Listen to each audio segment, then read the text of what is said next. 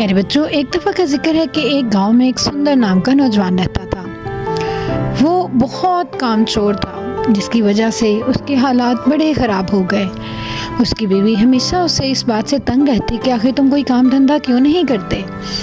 वो दोनों मियाँ बीवी अक्सर इस बात पर झगड़ पड़ते, यहाँ तक कि उनके हालात काफ़ी ज़्यादा ख़राब हो गए। तो बीवी उससे कहने लगी, आप जाके कोई काम क्यों नहीं करते? सारा दिन घर में पड़े रहते हैं। आखिर आप कोई काम करें तो ही तो घर के हालात ठीक होंगे। ऐसे तो खाली बैठे बैठे तो कुएं भी खा जाते हैं लोग। हमारे पास तो पहले ही कोई जमा पूंजी भी नहीं है जिससे हम कोई गुजारा कर सके। आप कोई काम शुरू करें। क्या काम शुरू करूं? तुम ये बताओ, मेरे पास कौन सा सरमाया है जिससे मैं कोई कारोबार शुरू कर लूंगा? कोई पैसा हो तो मैं कोई कारोबार शुरू कर लूं। हाँ, ऐसा करते हैं, तुम्हारे पास कुछ जेवरात रखे हैं ना, तो वो मुझे दे दो तो मैं बेच के कोई काम शुरू कर लेता हूँ। कोई ना कोई काम शुरू होगा तो पैसे आना शुरू होंगे, फिर मैं तुम्हें जेवर दोबारा बना दूंगा। आप क्या कह रहे हैं? क्या आपके जहन में कोई काम है जो आप शुरू कर सकते हैं? जेवरात तो जाहिर है में रखे रखे मुझे कोई फायदा नहीं दे रहे, लेकिन अगर कोई काम कारोबार करेंगे तो हमारे पास कुछ पैसे तो आएंगे। आप कहते हैं तो मैं जेवरात दे देती हूँ। हाँ ठीक है, तुम जेवरात दे दो। मैं ऐसा करता हूँ, कपड़े का काम शुरू कर लेता हूँ। मैंने लोगों को कपड़े के काम से दिनों दिन अमीर होते हुए देखा है। बाहर शहर में एक दुकान खोल लेता हूँ और वहाँ भी कपड़ा रख लेता हूँ। देखना, हम तो दिनों में अमीर हो जाएंगे। आप ठीक कह रहे हैं। अगर आप वाकई में कारोबार करेंगे तो फिर हम जरूर अमीर हो जाएंगे। आप फिर मुझे जेवर दोबारा भी तो बना के दे सकते हैं। तो ठीक है, मैं आपको जेवर ला देती हूँ। आप जेवर बेच के काम शुरू कर लीजिए, मुझे तो कोई एतराज नहीं है। हाँ ठीक है, तुम जेवर मुझे ला के दे दो। मैं कल ही जाके शहर से कपड़ा खरीद लेता हूँ और वहीं पे एक दुकान किराए पे ले लूंगा। फिर तो मैं दिन रात मेहनत करूंगा। तुम देखना तो सही, दिनों में हमारे हालात बेहतरीन हो जाएंगे, फिर तो कोई परेशानी ना होगी। और इस तरह से उसकी बीवी ने अपने सारे जेवरात उसके हवाले कर दिए और उसने शहर में एक बड़ी सी दुकान खोल ली। अब वो सारा दिन वहाँ बैठा रहता और ग्राहकों का इंतजार करता। मसला ये था कि जिस जगह पे उसने दुकान खोली वहाँ पे ग्राहक बहुत कम आते थे और वो कुछ बहुत बाखिलाक इंसान भी ना था। कभी खड़े होता, कभी बैठता, कभी चाय पीता, सारा दिन बस ग्राहकों का इंतजार करता रहता। और खुदा खुदा करके जब कोई ग्राहक आ ही जाता तो वो उसको किस तरह से डील करता।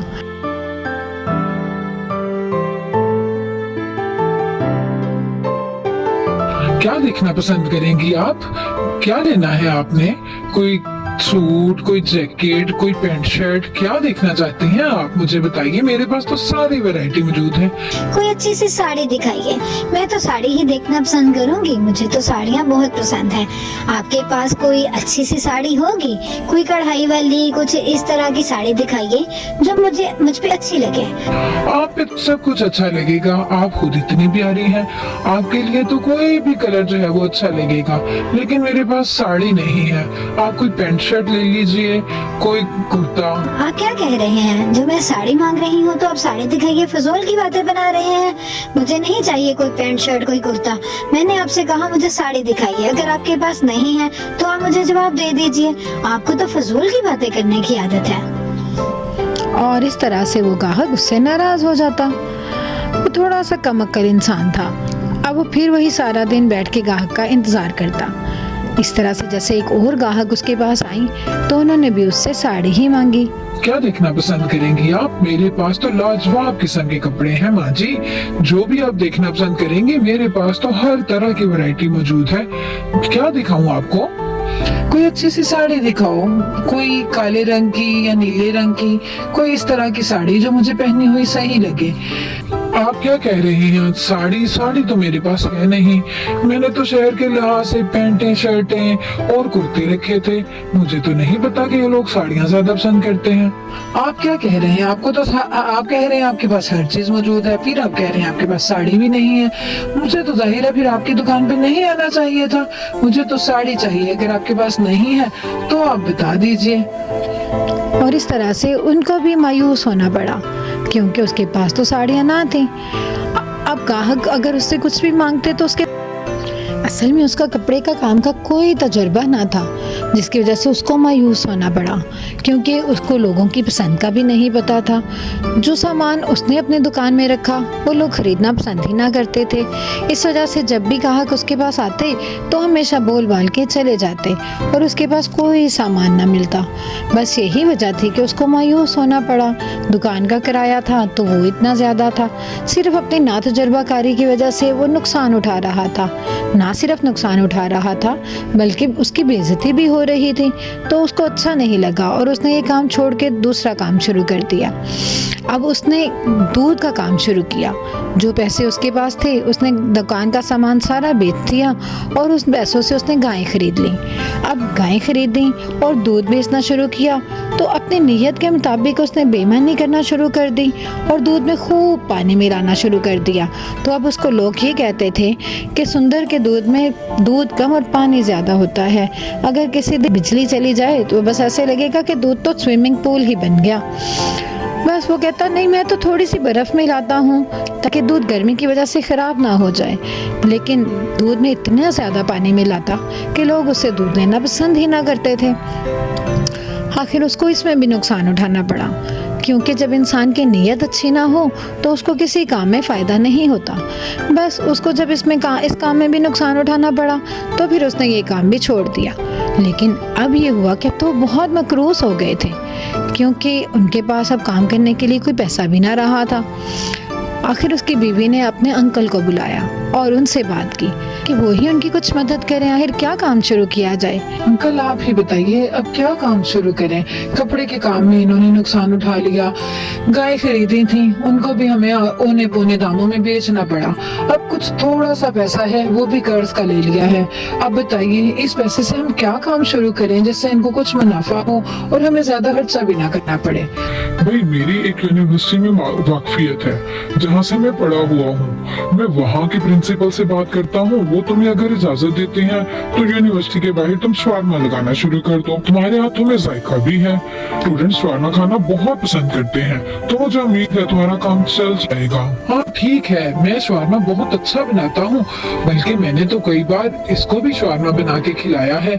मैं तो शवारमा बहुत मजे का बनाता हूँ। मुझे उम्मीद है कि स्टूडेंट्स मेरे हाथ का बना शवारमा बहुत पसंद करेंगे।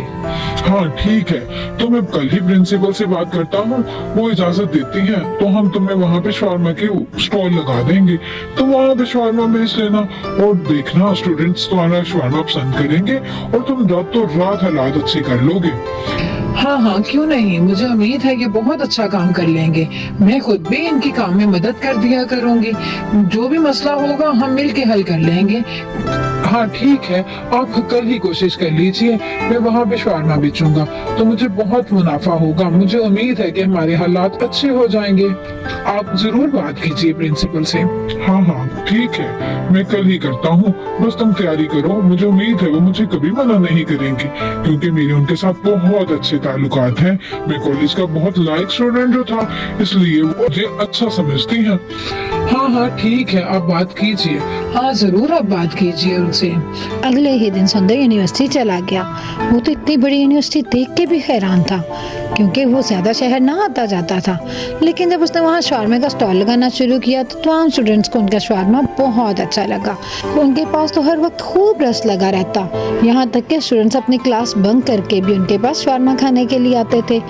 समझो उनकी तो चांदी हो गई। वो खुद बहुत खुश थे कि तमाम स्टूडेंट्स उनका शवारमा इतना पसंद कर रहे थे। अब ना सिर्फ स्टूडेंट्स बल्कि वहाँ का गार्ड, वहाँ का स्टाफ, सब लोग उनके पास शवारमा खाने के लिए आते थे और उनके शवारमे की बहुत तारीफ करते। वहाँ पे खड़े होकर खूब बातें शातें करते और साथ साथ शवारमे को एंजॉय करते। और इस तरह से सुंदर बहुत खुश था कि उसके शवारमे की तो पूरी यूनिवर्सिटी में धूम मच गई थी। हफ्ते के आखिर में जब उसने घर जाने की सोची तो बहुत खुशी खुशी अपनी बीवी को बताया। वाह, लगता है आपका काम तो खूब चल रहा है। तो हालात भी अच्छे हो गए हैं, घर का कुछ सामान भी खरीद लिया। अब मुझे उम्मीद है अब जल्द ही आप मुझे सेवर भी बना देंगे। हाँ हाँ क्यों नहीं, ठीक कह रही हो। सारे स्टूडेंट्स मेरे हाथ का शवारमा बहुत पसंद करते हैं। मुझे तो खुद बहुत अच्छा लगता है जब मैं छुट्टी के वक्त इतने ज्यादा पैसे गिनता हूँ तो मुझे तो लगता है कि मैं तो सोना बेच रहा हूँ। अरे अच्छी बात है ना, बस ज्यादा किसी को बताने की जरूरत नहीं है, बस अपना काम करते जाइए और मुनाफा कमाते जाइए। हाँ तुम ठीक कह रही हो, मेहनत भी बड़ी करनी पड़ती है, सारा दिन खड़े रह रह के भी तो मैं थक जाता हूँ ना, ये भी तो है, मेहनत तो बहुत ज्यादा होती है। और इस तरह से सारा दिन 1 मिनट के लिए भी आराम नहीं मिलता, एक को बना के दो तो दूसरा आ जाता है, दूसरे को बना के दो तो तीसरा आ जाता है, बस सारा दिन खड़े खड़े काम करता रहता हूँ। चलें कोई बात नहीं, मेहनत में ही बरकत है, जितना ज्यादा मेहनत करेंगे उतना ही मुनाफा कमाएंगे और उतने ही हमारे हालात अच्छे होंगे। बस आप घबराइएगा मत और मेहनत करते रहिएगा, फिर आप देखना हमारे हालात जल्दी अच्छे हो जाएंगे। हाँ तुम ठीक कह रही हो, कभी कभी हिम्मत हारने लगता हूँ लेकिन फिर हिम्मत कर लेता हूँ कि कोई बात नहीं, जाहिर है काम तो करना ही है ना, इतनी देर फारिग रह के भी देख लिया, कौन किसी को खाने को देता है, अब तो खुद ही करना पड़ेगा। लेकिन फिर ये हुआ कि कुछ चिकन महंगा हो गया तो बचत थोड़ी सी कम होने लगी। अब वो थोड़ा परेशान हो गया, उसने अपनी बीवी से भी बात की। आप क्यों परेशान होते हैं, कोई बात नहीं, थोड़ा कम मुनाफा आता है तो क्या, आता तो है ना, क्या हो गया, क्यों परेशान होते हैं, कोई बात नहीं, थोड़ा सा चिकन महंगा हो गया तो थोड़ा मुनाफा कम हो जाएगा, लेकिन घर का सर्कट तो चलता रहेगा, आप ना परेशान हो, कुछ नहीं होता, थोड़ा सा मुनाफा कम कमा लेंगे तो कोई बात नहीं, गुजारा तो चलता रहेगा ना। ये तुम कह रही हो ना गुजारा चलता रहेगा, मुझे पूछो जो सारा दिन वहाँ पे मेहनत करता रहता हूँ तो फिर इतना सा मुनाफा कमाऊंगा तो क्या मुझे खुशी होगी? मैं तो चाहता हूँ बोरियां भर भर के नोट लेके आऊँ घर पे, इतनी मेहनत जो करता हूँ, मैं तो नहीं चाहता कि मैं सारा पैसा कमा के चिकन वाले को दे दूं, और मुझे तो कोई हल निकालना पड़ेगा। क्या हल निकालेंगे आप, जाहिर है चिकन के बगैर तो शवारमा नहीं बनता, और चिकन नहीं डालेंगे तो शवारमा कैसे बनाएंगे? अरे तुम छोड़ो, मुझे कोई ना कोई हल निकालना पड़ेगा, मैं तो सोच रहा हूँ कोई और ही हल निकालूं इस मसले का। इतने देर में उसकी नजर पास से गुजरते हुए मेंढक पे पड़ी तो वो फौरन कहने लगा, मुझे हल मिल गया है, मैं इस मसले का हल खुद निकाल लूंगा, तुम देखते जाना, अब तो जरूर शवारमे से बहुत ज्यादा पैसे बचेंगे, मुझे उम्मीद है कि अब तो मैं पहले से भी ज्यादा पैसे कमाऊंगा। आखिर आपने ऐसा क्या सोचा है, मुझे भी बताइए, मैं भी तो देखूं कि आखिर क्या ऐसा हल निकाल लिया जिसमें आपको लगता है कि आपको चिकन वाले को भी पैसे कम देने पड़ेंगे और आप मुनाफा भी ज्यादा कमा लेंगे, जबकि आप शवारमा भी महंगा नहीं करेंगे। तुम देखते जाओ, बस मेरे पास बहुत ही अच्छा कमाल का आइडिया आया है, देखना आप शवारमे से कितने पैसे बनने लगेंगे। आप बेफिक्र हो जाओ, चिकन वाला भी अब पछताएगा कि उसने क्या किया चिकन महंगा करके, देखना तो सही, अब तो मैं चिकन लूंगा ही नहीं। और एक शैतानी ख्याल उसके जहन में आया जिसको पूरा करने के लिए वो तालाब पे चला गया और उसने वहाँ ढेर सारे मेंढक पकड़ लिए। ढेर सारे मेंढक उसने सिर्फ इस नीयत से पकड़े कि चिकन के बजाय वो मेंढक का गोश्त शवारमा में डालेगा। बहुत ही इंतहाई गंदा और करीह काम था, लेकिन उसको ये करते हुए कोई बुरा ना लग रहा था, क्योंकि बुरी तरह से शैतान ने उसके दिमाग पे काबू पा लिया था। उसने ढेर सारे मेंढक पकड़े, उन मेंढक का कीमा बनाया और उनको शवारमे में डाल के स्टूडेंट्स को दे दिया, और स्टूडेंट्स उसी तरह से उनसे शवारमा खाते रहे, क्योंकि वो तो उन पर इत्तेमाद करते थे। उन्हें नहीं पता था कि उन्होंने क्या काम किया है, इसलिए वो उसी तरह से उनसे शवारमा खा रहे थे। दिन रात स्टूडेंट्स आते, शवारमा खाते, छुट्टी टाइम तक उनके पास खूब रस लगा रहता। पहले की तरह स्टूडेंट शवारमा खाते, लेकिन उसके असरात जल्द नुमायां होने लगे। तमाम स्टूडेंट्स अजीब हरकतें करने लग गए थे। ये क्या हो रहा है, ये सब क्या हो रहा है, मुझे तो कुछ समझ नहीं आ रही, तुम क्यों उछलते जा रहे हो, ये आखिर क्या है, मुझे तो कुछ पता चले। अरे रुको तो, क्या है, तुम ऐसे उछल रहे हो, अरे तुम भी अरे मुझे क्या हो रहा है, अरे हम लोग क्यों उछल रहे हैं?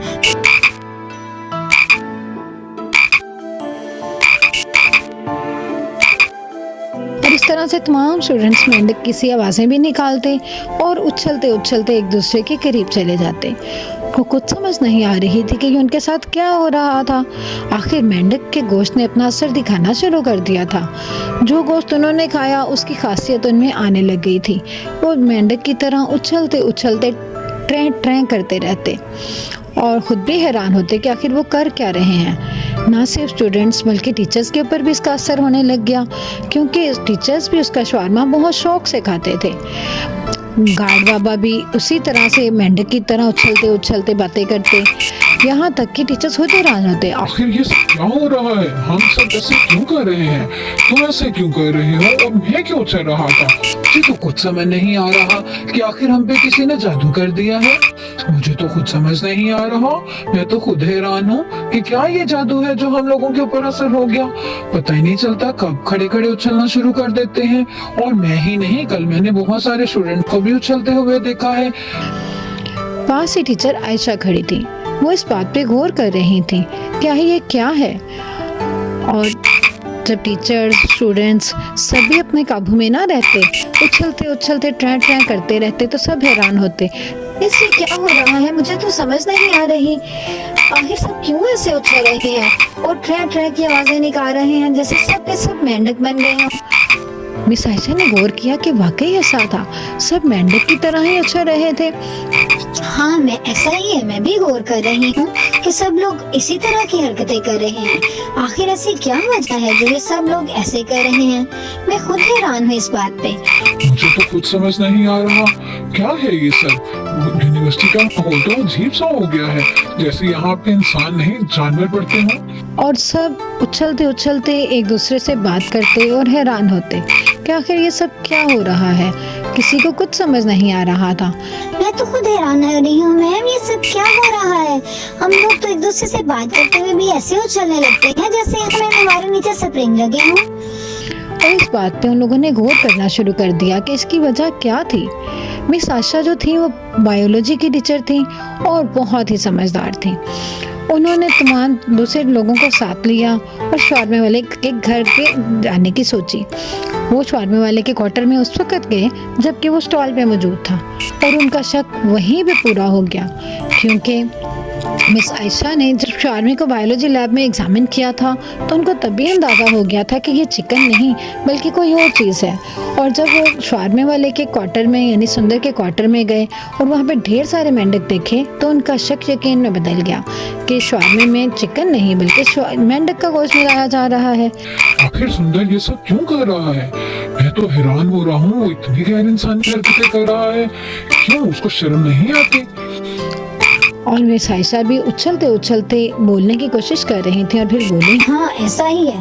कल मैंने लैब में एग्जामिन किया था कि वो मेंढक का गोश्त ही होगा यकीनन, चिकन क्योंकि वो नहीं था। इसीलिए मुझे उस पर शक हो गया कि आखिर हम सब मेंढक कैसी हरकतें कर रहे हैं तो यकीनन हमारे साथ कोई खेल खेल रहा है। अरे लेकिन ऐसे कैसे हो सकता है? क्या वो इंसान नहीं? क्या उसको शर्म नहीं आती? वो हम सबको मेंढक का गोश्त खिला रहा है। इसके तो जानलेवा असरात भी हो सकते हैं हम लोगों पे। और इस तरह से वो सब बहुत परेशान हुए और परेशान होते हुए उन्होंने मैम के साथ बात करने की सोची। हाँ, हमें जरूर प्रिंसिपल के पास जाना चाहिए। हमें उनसे बात करनी चाहिए कि ये सुंदर ऐसे कर रहा है। हम लोग तो बड़े मजे से उस पर इस्तेमाल करके शवारमा खाते हैं। और इस तरह से वो सब लोग यूनिवर्सिटी के प्रिंसिपल के पास चले गए और उनसे बात की। उन्होंने फौरन सुंदर को बुलाया और उससे कहा, तुम ये क्या हरकत कर रहे हो? तुम्हें अंदाजा भी है तुम्हारी इस हरकत की वजह से लोगों की जानों के ऊपर क्या असर पड़ रहा है? नहीं मैम, मैं तो कुछ नहीं कर रहा। मैंने तो कुछ नहीं किया। तो खुद हैरान हो रहा हूँ कि ये लोग क्यों ऐसे कर रहे हैं। मुझे तो पता नहीं। तुम्हें पता है कि तुमने क्या हरकत की है? अब तो मैं पुलिस के हवाले करूंगी और जहाँ पे तुम हमेशा के लिए कैद कर दिए जाओगे। तुम्हें पता ही नहीं कि तुमने बच्चों के साथ क्या हाल सलूक किया है। उनके दिमागों के ऊपर पढ़ने वाले बच्चों के तुमने मेंढक बना के रख दिया। तुम्हें सोचना चाहिए था कि तुम ऐसी हरकत क्यों कर रहे हो। मैं बिल्कुल लिहाज नहीं करूंगी और तुम्हें फौरन पुलिस के हवाले करूंगी। टीचर स्टूडेंट्स सबका मजाक बना के रख दिया तुमने। तुम्हें पता है बाहर तो यूनिवर्सिटी पर सब लोग ये कह रहे हैं कि ये मेंढकों की यूनिवर्सिटी है। इंतहाई बुरा सलूक किया तुमने मेरे बच्चों के साथ। मैं तो तुम्हें कभी भी माफ नहीं कर सकती और तुम पुलिस को कॉल करती हो और तुम्हें उनके हवाले करती हो। नहीं मैडम, मुझे माफ कर दीजिए, माफ कर दीजिए। मैं आइंदा कभी ऐसा नहीं करूँगा। और इस तरह से सुंदर माफिया मांगने लगा, लेकिन मैम माफ करने के मूड में ना थी। उनको उस पर बहुत ज्यादा गुस्सा था कि उन्होंने जो बच्चे जो हमारी कौम का मुस्तकबिल हैं उनके साथ क्या सलूक कर रहा है। बच्चों, आपको पता है कि अगर हम एक गाय का दूध पीते हैं तो हमारे दिमाग के ऊपर उसका भी असर होता है। तो ये कैसे हो सकता था कि मेंढक का गोश्त खाने से बच्चों के ऊपर असर ना हो? तो इस तरह से उन सब के ऊपर जो असरात हुए उनका इलाज करवाया गया और बहुत आहिस्ता आहिस्ता वो लोग वापस अपनी नॉर्मल ज़िंदगी में आ गए। और सुंदर को 10 साल की कैद हो गई क्योंकि उसने बहुत बुरा काम किया था। बच्चों, बुराई का अंजाम हमेशा बुरा होता है, इसलिए हमें कभी भी किसी के साथ बुरा नहीं करना चाहिए। प्यारे बच्चों, एक दफ़ा का जिक्र है कि एक बहुत खूबसूरत जंगल था। उस जंगल में बहुत खूबसूरत परिंदे रहते थे। उन्हीं परिंदों में एक पर्पल कलर की बुलबुल भी रहती थी। उस बुलबुल के सर पे बहुत खूबसूरत सा ताज बना हुआ था। तमाम परिंदे उसको बहुत पसंद करते। वो सारा दिन दरख्तों पे दाना दुन का चुगती उड़ती फिरती रहती थी। वो बहुत दोस्ताना मिजाज की मालिक थी और सबसे बड़ी उसकी खूबी ये थी कि उसकी आवाज़ बहुत मीठी थी। अल्लाह ताला ने उसे बहुत सुरीली आवाज़ दी थी। उसी आवाज़ के साथ वो तमाम दिन दरख्तों पे गीत गाती फिरती रहती और तमाम परिंदे उसकी आवाज़ सुनने के लिए उसके गिर्द जमा रहते। एक दिन वो इसी तरह दरख्तों पे गीत गा रही थी कि नदी पे एक पीले रंग का तोता जिसका नाम गुलफाम था वो पानी पीने के लिए आया। जब उसने बुलबुली की आवाज़ सुनी तो वो बहुत मशहूर हुआ। उसने फ़ौरन मुड़ के देखा कि ये आवाज़ कहाँ से आ रही है। वो काफ़ी देर तक उसी आवाज़ के ज़ेरे असर रहा। वो गौर से सुनता रहा कि आखिर ये किस परिंदे की आवाज़ है। वो मुड़ मुड़ के देखता तो आखिर उसको बुलबुली नज़र आ गई। उसने उसके पास जाके उससे बात करने की सोची, लेकिन अभी वो उस आवाज़ को सुनना चाहता था। वो वहीं पे बैठा उसकी आवाज़ सुन रहा था और फिर वो उससे बोला कि सुनो, तुम्हारी आवाज़ तो बहुत खूबसूरत है। मैं तुम्हारे गीत सुनना चाहता हूँ। मुझे तुम्हारी आवाज़ सुन के बहुत अच्छा लगा। मैं तो यहाँ पहले भी आता हूँ, लेकिन मुझे कभी भी इस तरह के गीत सुनाई नहीं दिए। उड़ के उसके पास गया और उससे बातें करने लगा। बुलबुली भी बड़ी खुश हुई और उससे कहने लगी, बहुत शुक्रिया। मैं तो यहाँ पे रोजाना आती हूँ, लेकिन आपको आज पहली बार देखा है। मैं इसी जंगल में रहती हूँ और यहीं पे सारा दिन होती हूँ। अच्छा, मैं भी इसी जंगल में रहता हूँ और इसी नदी पे पानी पीने के लिए आता हूँ, लेकिन मैंने आज आपके गीत सुने तो मुझे बहुत अच्छा लगा। इस तरह से वो काफ़ी देर तक दोनों मीठी मीठी बातें करते रहे और बातें करते करते उनके दरमियान अच्छी खासी दोस्ती हो गई और करते करते उनकी दोस्ती मोहब्बत में बदल गई और उन्होंने शादी का फैसला कर लिया। बुलबुली और गुलफाम बहुत अच्छे दोस्त बन गए थे। उन्होंने सोचा कि इस दोस्ती को अब शादी में बदल देना चाहिए और इसके लिए जंगल के उसूल के मुताबिक उनको जंगल के राजा, जो कि परिंदों का सरदार था, उकाब, उसके पास गए। जब वो उकाब के पास गए और उसे बताया कि हम दोनों शादी करना चाहते हैं, तो उकाब भी सुन के बहुत खुश हुआ। असल में वो तमाम परिंदों को अपने बच्चों की तरह ही समझता था और वो तमाम परिंदों के फैसले किया करता था। और उसे ये सुन के बहुत अच्छा लगा कि बुलबुली और गुलफाम एक दूसरे से शादी करना चाहते हैं। लेकिन चूंकि वो वहाँ का बड़ा था और परिंदों को बहुत अच्छी सलाह भी देता था, तो इसलिए उसने उनसे कह दिया कि ये जान लो कि शादी के बाद की ज़िंदगी आसान नहीं। शायद तुम्हें वो पहले वाली आज़ादी ना मिले जो अब मिली है, शायद तुम्हारी जिम्मेदारियाँ बढ़ जाएं। लेकिन बुलबुली और गुलफाम एक दूसरे के साथ खुश थे और खुश ही रहना चाहते थे। उन्होंने कहा, हाँ हाँ, हम समझते हैं, हम लोग एक दूसरे के साथ अच्छी ज़िंदगी गुजारेंगे। तो उकाब ने उनको फ़ौरन इजाज़त दे दी और इस तरह से उनकी शादी हो गई। अब वो दोनों बहुत खुशी खुशी दरख्तों पे चहचहाते रहते, सारा दिन दाना दुनका चुगते और रात को दरख्तों पे आके गीत गाते। उनकी मोहब्बत की मिसालें तो पूरे जंगल में दी जाने लगी थीं। वो दोनों एक दूसरे के साथ बहुत खुश थे। अब वो सोचते कि पहले की ज़िंदगी कितनी बुरी थी, हम अकेले अकेले फिरते थे, अब एक दूसरे के साथ उनको बहुत अच्छा लगता। इस तरह से उनकी ज़िंदगी अब बिल्कुल बदल गई थी। सारा दिन भी खुशियों में और रात भी खुशियों में। अब उन लोगों को जंगल भी हरा भरा लगता और हर तरफ रौनक लगती, क्योंकि अब वो अकेले अकेले ना रहे थे, बल्कि वो दोनों एक दूसरे के साथ रहते हमेशा और चहचहाते रहते। लेकिन ये सिर्फ शादी के शुरू के दिनों की बात थी कि वो दोनों एक दूसरे की कंपनी को बहुत एंजॉय करते थे। आहिस्ता आहिस्ता कुछ बदलने लगा, क्योंकि तोता, जो कि गुलफाम था, उसकी फितरत में भी आज़ादी थी। वो ज़्यादा ना घूमना फिरना पसंद करता था और बुलबुली थोड़ी सी खुद पसंद तबीयत की मालिक थी। उसे बहुत अच्छा लगता कि गुलफाम हमेशा उसके साथ रहता, और जब गुलफाम उसके साथ ना होता तो उसको अच्छा ना लगता था। अब गुलफाम हर वक्त उसके साथ ना रह सकता था क्योंकि वो भी आज़ादी पसंद था, इसलिए सारा दिन वो भी आज़ाद घूमता रहता, और इस वजह से उन दोनों की तू मैं हो जाती, क्योंकि बुलबुली चाहती थी कि गुलफाम उसको वक्त दे, जबकि गुलफाम ऐसा ना करता था, इसलिए अक्सर दोनों की अच्छी खासी लड़ाई हो जाती। गुलफाम उसको समझाने की कोशिश करता कि देखो, मैं तो आज़ादी पसंद हूँ, मैं खुद आज़ाद रहता था, अब मुझे हर वक्त तुम्हारा ख्याल रखना पड़ता है तो मुझे अच्छा नहीं लगता। लेकिन बुलबुली इस बात को समझती ना थी। उसको लगता कि हम जब एक दूसरे के साथ रहते हैं तो हमें हमेशा एक दूसरे के साथ ही रहना चाहिए। इसी तरह से एक दिन दोनों में अच्छी खासी लड़ाई हो गई। गुलफाम कहने लगा, मैं तो तंग आ गया हूँ, आखिर मैंने ये शादी की ही क्यों थी। मैं तो अच्छी खासी आज़ादी की जिंदगी गुजार रहा था, दरख्तों पे चहचहाता रहता, सारा दिन गीत गाते खुशी से गुजर जाते। हाँ तो ठीक है, मैंने भी कौन सा कहा था कि लास्ट में तुम मुझसे शादी करो। अच्छी खासी जिंदगी गुजर रही थी, मैं भी यहाँ पे गीत गाती सारे परिंदों के साथ खुश थी।